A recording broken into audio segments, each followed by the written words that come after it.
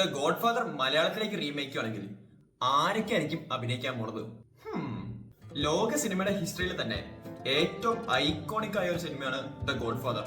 And ഈ cinema നമ്മൾ ഒരു 80s-ലോ 90s-ലോ മലയാളത്തിൽ റീമേക്ക് ചെയ്യുകയാണെങ്കിൽ ആരൊക്കെ ആയിരിക്കും അഭിനയിക്കാൻ പോണത്? ഇതിനെക്കുറിച്ച് ഞാൻ ഇന്ന് തിങ്ക് ചെയ്തപ്പോൾ എനിക്ക് കിട്ടിയ ആൻസേഴ്സ് ആണ് ഇതൊക്കെ. വീറ്റോ കോർലിയോൺ അഥവാ ദ ഗോഡ് ഫാദർ ആയിട്ട് മധു.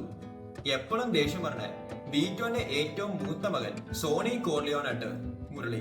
രണ്ടാമത്തെ മകൻ ഫ്രേഡോ ആയിട്ട് ജഗതി. ആൽ പച്ചീനോയുടെ മൈക്കൽ കോർലിയോൺ ആയിട്ട് ലാലേട്ടൻ.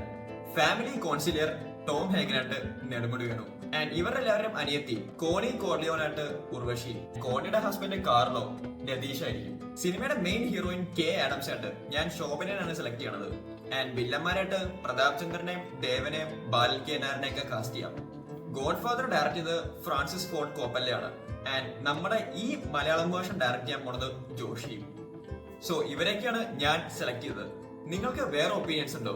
അത് കമന്റ് സെക്ഷനിൽ മെൻഷൻ ചെയ്യുക. And subscribe.